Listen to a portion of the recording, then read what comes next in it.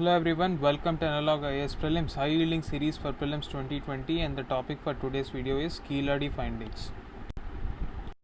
So recently there was a report by the Tamil Nadu Archaeology Department about a place called Keeladi in the Sivaganga district, which was dated to a period between 6th century BC and 1st century AD. Now let us have a look at the significance of this place. So basically this report says that Keeladi is a urban settlement in Tamil Nadu during the Sangam age on the banks of river Vaigai.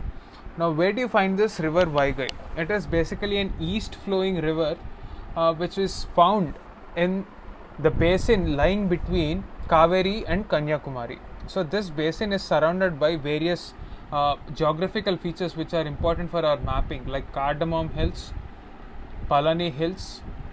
This is on the west side, but if you take a look at the east side, you have Park Strait and Park Bay. So this is on the east side. Please have a look at the map, and it is very important for your map pointing. So previously it was believed that this Keeladi artifacts belonged to 3rd century BC. Now recent carbon dating methods show that this belonged to 6th century BC. The significance of this finding is that till now we have considered that the second phase of urbanization happened in Mahajanpada areas, but this result suggests that the second wave of urbanization after the Indus Valley civilization actually happened in Vaigai plains in Tamil Nadu, but not the Gangetic plains as we have assumed earlier. So the time period of this various heterodox sects in the Iron Age that we have seen, like Jainism, Buddhism, that is after this Keeladi civilization. So again, this is a very important piece of information because UPSC has a propensity to ask which kind of animals are found in this civilization and something like that. So the important animals that you have to focus upon is cow is found in Tamil Nadu in the Keeladi civilization, and the second thing is Nilgai. Even till present day you have this Nilgai in this region.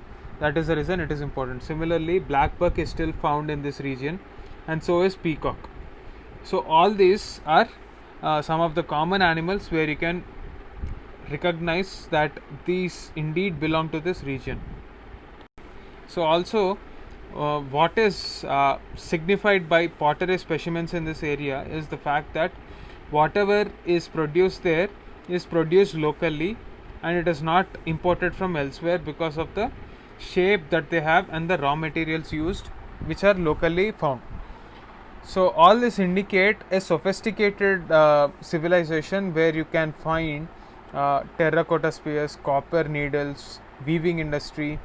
All these are signs of a sophisticated industrial development and a phase of urbanization. Now let us have a look at this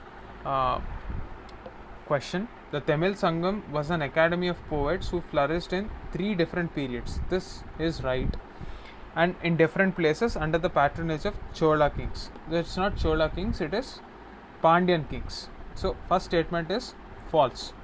Sangam text deals with secular matter. This is the most important key takeaway when you are revising your Sangam literature, and therefore it talks about various social activities like government, war, charity, trade, etc. So the second statement is right. Now please pause the video in this question and try to answer this question. Please post your answers in the comment section below. That's it for this video. Thank you.